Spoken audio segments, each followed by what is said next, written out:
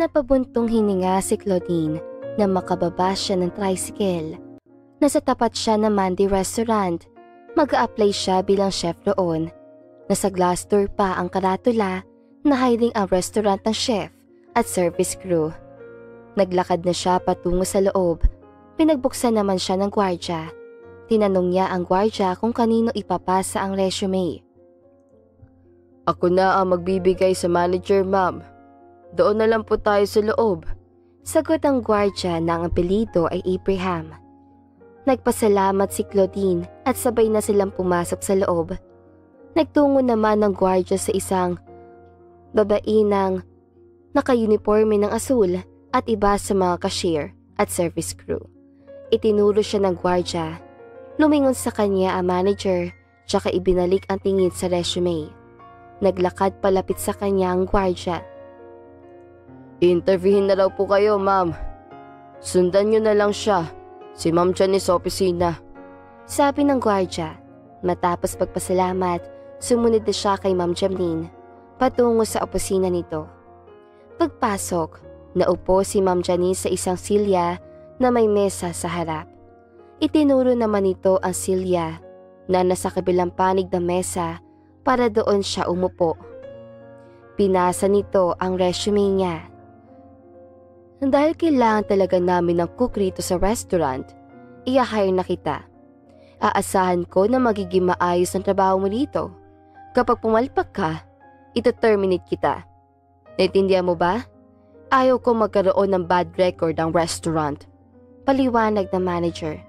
Tumango si Claudine. Makakaasa po kayo, ma'am. Maraming salamat po sa pag-hire sa akin. Malaking tulong po ito sa pamilya ko. Pasasalamat ni Claudine. Tumango-tango ang manager. Ititrain kita bukas. Alas 8 hanggang alas 6 ang pasok mo. Pwede ka na umalis. Seryosong sabi ni Janine na hindi man lang magawang ngumiti. Muli, nagpasalamat si Claudine at lumabas na ng opisina nito. Inilibot niya at tingin sa restaurant. Abala ang lahat sa mga ginagawa. Hindi niya alam kung bakit bumabagsak ang sales nila. Malalaman niya bukas. Maagang pumasok si Claudine sa trabaho ng umagang iyon dahil opening siya. Pagpasok ay nagpunta na siya sa kitchen. Nadatnan naman niya ang ilan sa mga katrabaho niya. Binati niya ang mga ito. Tumulong siya sa paglilinis hanggang sa dumating si Ma'am Janine na seryoso ang mukha. Hay, ayan na naman si Ma'am Sungit. Naiinis sa sabi ni Princess. Masungit pa talaga siya? Hindi napigilan na itanong ni Claudine. Ay, oo, sobrang sungit. Gusto niya laging perfect. Kaya nagre-resign ng mga bago. Kami na lang na matagal na rito ang hindi pa nagre-resign. Sagot naman ni Princess. Tumahimik ang lahat na makita ang manager na patungo sa kitchen. Na makapasok ito, sinanyasan siyang lumapit. Nagsimula na siyang turuan ito. Mabilis ka naman palang matuto, Claudine. Bukas mag-e-exam ka para makita ko kung naisaulo mo ang mga sinabi ko. For now, pwede ka na magsimula. Tutulungan ka naman nila. Sabi naman ni Ma'am Janine at lumabas na ng kusina. Sa buong maghapon na yun, ay ginawa niya ang best niya. Siyempre alam niya ang mga menu rito, kaya alam niya kung paano yung lutuin. Nag-observe, napatingin siya sa isang lalaking napakasipag at mahaba ang pasensya kapag tinatanong siya ng ibang mga crew. Napangiti si Claudine. Yon ang ugali na hinahanap niya sa isang manager. Bigla siyang napaiwas ng tingin nang tumingin ito sa direksyon niya. Nang araw na iyon, ay may napansin siya sa ugali ni Janine. Minsan, pinapagalitan nito ang crew o ng cashier dahil sa kaunting pagkakamali.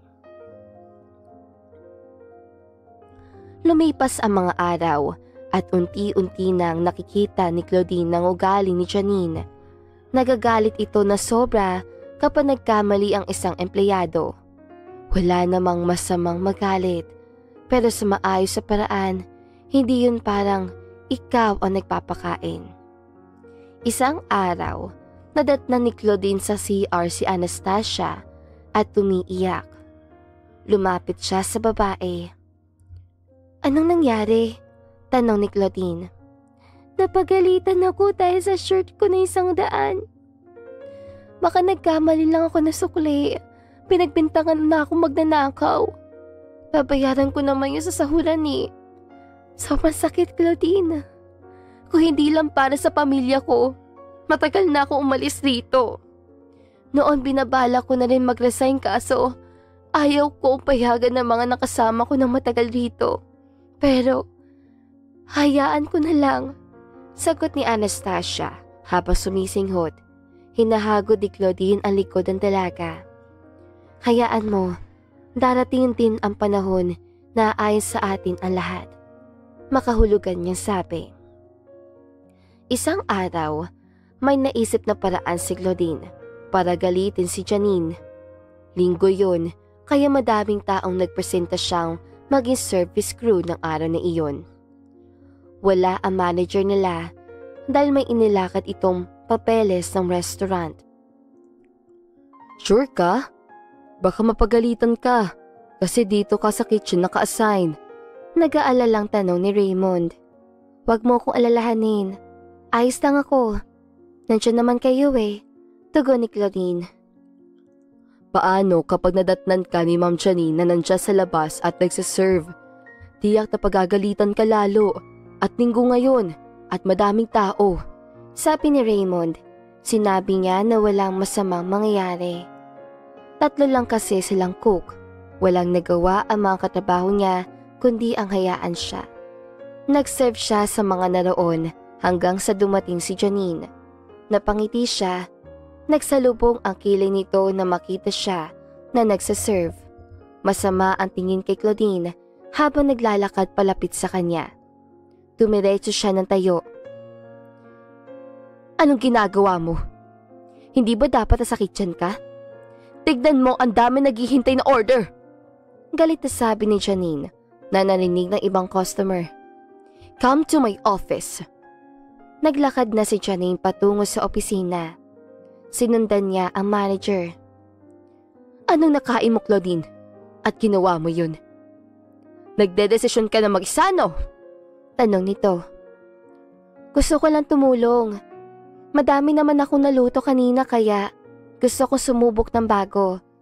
Babalik din naman po ako sa kitchen," paliwanag niya. "Alam mo na gusto ko ang performance mo, Claudine. Pero ngayon, bagsak ka sa akin. Di ba sabi ko sa'yo na ito-terminate ko ang kung sino man ang papalpak? At palpak ka ngayon. Kaya kitang palitan. Hindi ko alam kung saan napunta yung utak mo. Kaya madaming hindi umaasenso." Pang-insulto nito. Tumayo siya. "Hindi mo na kailangan na i-terminate ako. Dahil ako na mismo ang aalis sa restaurant. Madali lang ako kausap." Mahinahon niya sabi. Alam ni Claudine na mali ang ginawa niya. Ang gusto niya lang makita ay ang maayos na pakikipag-usap sa kanya ni Janine. Hindi iyon kailangan pa siyang isultuhin. "Tandaan niyo, ma'am, nobody's perfect. Lahat ay nagkakamali." Banat niya, tsaka lumabas na ng opisina nang hindi nagpapaalam kay Janine. Hinintay ni Claudine na buksan ng gwardiya ang glass door ng restaurant.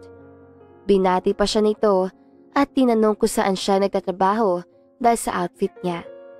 Ngiti lamang ang itinugon ni Claudine sa gwardiya. Na makapasok, nakita siya ng kanyang mga katrabaho. Lumapit siya sa mga ito at binati. Bagay na bagay sa iyong outfit mo, Claudine. May bago ka na bang trabaho kaya ibang outfit mo ngayon? Madam na madam ka, ha?" Biro ni Princess na may kasamang ngiti. "Nandito ako para makausap si Janine." "Nasaan siya?" tanong niya. Nagpresenta naman si Princess. Natatawagin nito si Janine. "Napakalungkot dahil wala ka ngayon, Claudine. Pati si Raymond nalungkot din." Wika naman ni Anastasia. Tinanong niya kung nasaan ang binata. "Nasa kusina siya at abala sa pagluluto. Sige, mauna na ako. Nandiyan na si Ma'am Sungit. Mahirap na baka mapagalitan. Sabi nito at bumalik na sa trabaho. Napatingin siya sa pinto ng opisina nang lumabas roon si Janine. Naglakad ito palapit kay Claudine. Sabay suyod sa kanya ng tingin mula ulo hanggang paa. Pinapatawag mo daw ako, Ma'am Claudine? May kailangan ka?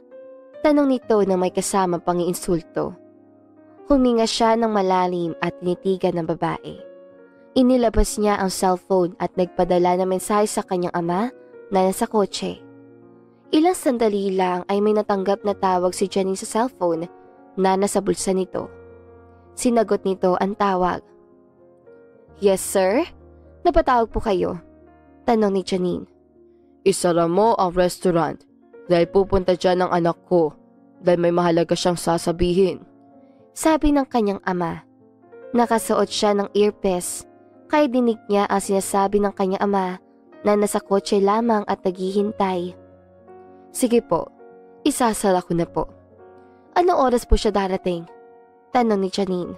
Basta, surprise visit yun. Tugon naman ng kanyang ama. Napatango-tango si Janine at ibinaba na ang cellphone. Nagtungo ito sa counter at binilinan ang mga cashier. Naupo muna siya sa isang sulok. Nang wala ng customer, inilagay nila ang close sign sa glass door. Nilapitan siya ni Janine. Lumabas ang mga nasa kitchen. Nakita niya si Raymond na nagtatakang nakatingin sa kanya. Ano kailangan mo, Claudine? Pakibilisan dahil darating ang anak ng boss ko. Naiinis sa sabi ng babae. Natawa siya na mahina. May naisip siyang paraan para sabukin si Janine. Hindi ba sumagi sa isip mo na ako ang anak ng boss mo? Tanong niya. Natawa na malakas si Janine. Sure ka? Hindi ka pa talaga nahiya na tanungin niya sa akin? Ikaw? Magiging anak ng isang bilyonaryo? Imposible! Natatawang sabi ni Janine. Tumayo siya at may kinuha sa kanyang bag. Iniabot niya ang calling card sa babae. Binasa nito ang nakasulat roon. Claudine Imperial. Basa ni Janine. Diba ang boss mo ay si Mr. Leon Imperial? Wait, at tatawagin ko siya para hindi mo sabihin na nagsisinungaling ako. Nakangiti niya sabi, tsaka inilabas ang cellphone sa bag. I-denial niya ang numero ng kanyang ama. Kaagad naman niyo sinagot ni Leon. Dad, punta na kayo rito. Mukhang kailangan ko ng backup. Anya, sabay tingin kay Janine na nakatulala habang nakaawang alapi. Ilang sandali lang, pumasok ang isang Ginoo na kulay abo na ang buhok. Gulat ang makikita sa mukha ng mga naroon. Sir Leon Imperial! Sabay-sabay nilang sabi. Si Janine ay mukhang nawalan na ng boses. Nawalan din ng kulay ang kanyang mukha dahil sa gulat. Sir Leon? Anak niyo po si Claudine? Tanong nito. Tumango si Leon at inakbayan ng anak. Oo. Ang dahilan kung bakit siya nag-apply rito ay para makita o malaman kung bakit lagi may nagre-resign. At higit sa lahat, yung baba ng sales ng restaurant. Tugon ng Ginoo. Nalaman ko kung ano ang dahilan. At walang iba kundi ang hindi maayos sa pakikitungo ni Janine sa mga empleyado na nakakaapekto sa restaurant. Hindi man nakikita ng mga customer, pero dahil sa trato mo sa mga empleyado, apektado ang sales. Karma is real, ika nga. Singit ni Claudine. Nagbaba na tingin si Janine. Huli na siya sa akto. Bumuntong hininga ito na mag-angat ng tingin. Kita ang luha sa mga mata ng babae. Patawarin niyo po ako sa nagawa kong pagkakamali. Akala ko yun ang tama. Pwede pa akong humingi na isa pang pagkakataon. Pangako, itatama ko lahat ng pagkakamali ko. Nakikiusap na sabi ni Janine. Napatingin si Claudine sa kanyang ama. Tumango ito ng ibig sabihin na sa kanya ang desisyon. I'm sorry, Janine, pero kagabi ko pa ito pinag-isipan. Tatanggalin kita bilang manager at ipapalit ko sa deserving. Sana natuto ka sa pagkakamali mo para kapag nagtrabaho ka ulit, may babaunin kang aral. Nakangiting sagot ni Claudine. Naluha na si Janine pero tumango. Kung yan po ang desisyon nyo, irerespeto ko. May pagpapakumbaba na sabi ni Janine. Tumalikod ito at nagtungo sa office. Palabas ay dala na nito ang bag at lumabas ang restaurant. Siya naman ay napatingin sa mga naroon, lalo na kay Raymond. Pwede ka pang pumunta rito, Raymond? Tanong ni Claudine. Nagtataka man, sumunod naman ito. Huminto siya sa tapat ng dalaga at tinanong kung ano ang kailangan niya. Dahil nakita ko kung gaano ka kadekado sa trabaho at kung paano ka makisama sa mga kagaya mong empleyado. At dahil dyan, ikaw ang ipapalit ko bilang manager ng restaurant. Nakangiting anunsyo ni Claudine. Nanlaki ang mga mata ni Raymond. Palakpakan ang mga naroon. Matagal na ring empleyado si Raymond, kaya deserve nito ang ma-promote. Sigurado po ba kayo, ma'am? Tanong nito. Tumango siya. Nagpasalamat ito sa kanya. Nagkaroon lang ng kaunting briefing bago umalis si Claudine. Ng mga sumunod na araw, nakita niya ang pagbabago ng restaurant. Tumaas ang sales nito at gumaan na ang pakiramdam ng mga empleyado dahil wala na si Janine. At dito na nga po nagtatapos ang magandang istoryang ito. Maraming salamat mga kakwentuhan! Huwag niyong kalimutang mag-like at subscribe at pindutin na rin ang notification bell para lagi kayong updated sa ating kwentuhan. Hanggang sa muli, paalam!